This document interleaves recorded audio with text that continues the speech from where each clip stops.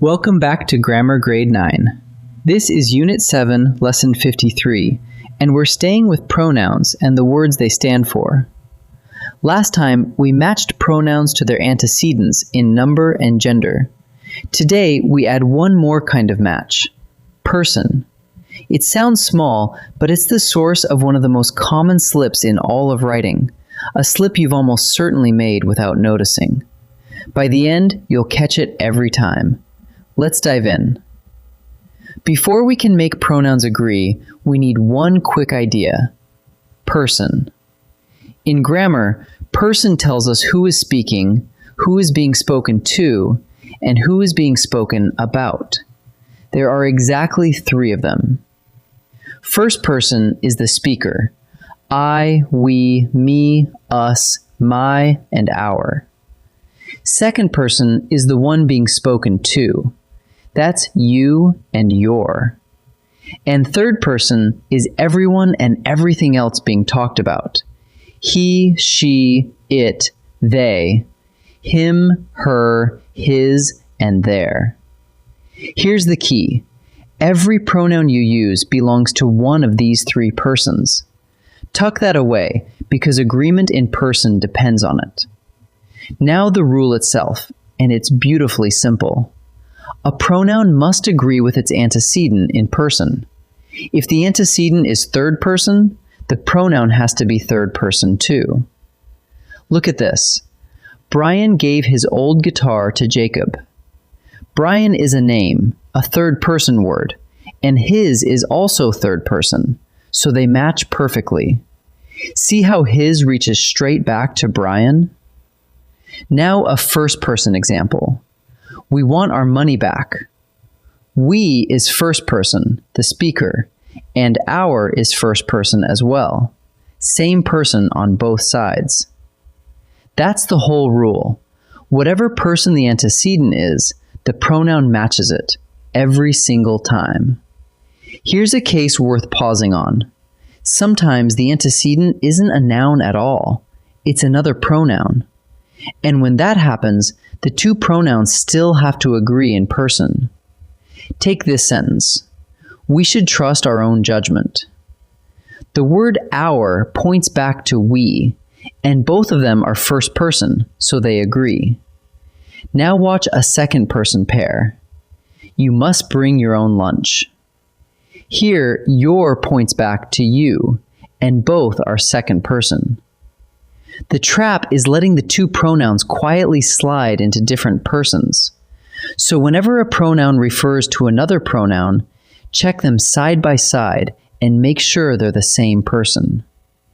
Now for the mistake almost everyone makes at some point: a needless shift into the word you. It usually sneaks in when the antecedent is third person. Look at this. When a student studies hard, you succeed. Feel that little jolt?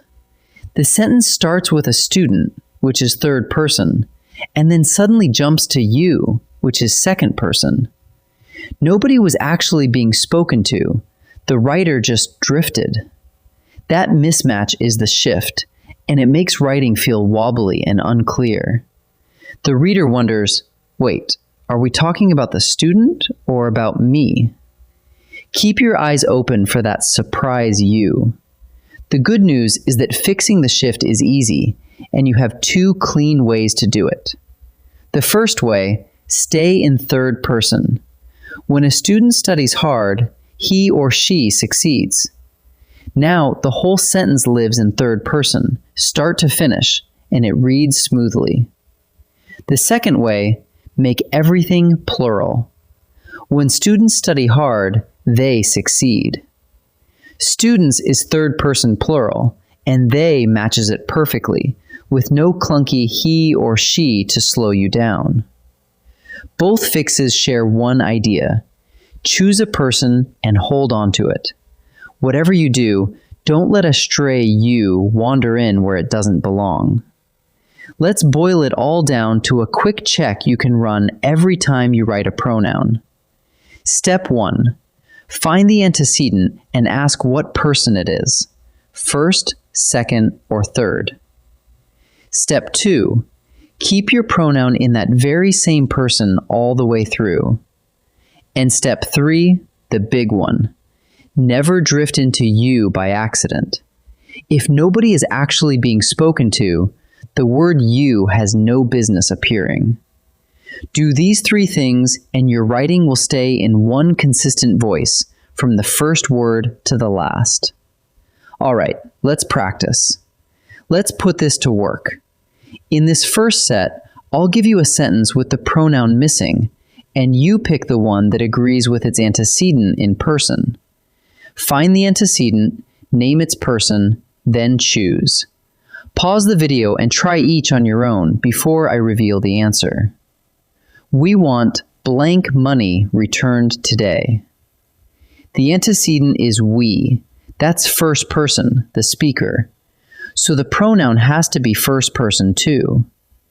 Your is second person, so it doesn't fit. The answer is our. Brian handed blank notes to the teacher. Our antecedent is Brian, one person and third person. There would signal more than one, but there's only Brian here, so the answer is his. You should bring blank own umbrella. Here, the antecedent is you, which is second person, someone being spoken to directly, so the pronoun stays second person as well. That makes the answer your. This second set is all about that sneaky shift. Each sentence begins in third person, and the wrong choice would jump to you. Pick the completion that keeps the person consistent. Pause and try each before I answer. When a student studies hard, blank succeeds. The antecedent is a student, which is third person. Choosing you would shift the sentence into second person, so we steer clear of it. The consistent choice is he or she. As runners near the finish, blank push harder. Runners is third person and plural. The matching pronoun is they. Jumping to you would break the person, so the answer is they. If a citizen votes, blank shapes the future. A citizen is third person, one individual. Sliding into you would be the classic shift, so instead we keep it third person with she. The answer is she. Let's gather up what we've learned today. A pronoun has to agree with its antecedent in person, first, second, or third. When the antecedent is itself another pronoun, those 2 pronouns still have to match in person. And above all, watch out for that needless shift to you, the moment a third-person sentence suddenly starts speaking to the reader. Pick one person and hold it all the way through, or rewrite in the plural. Do that, and your writing will keep one clear, steady voice. Great work today. I'll see you in the next lesson.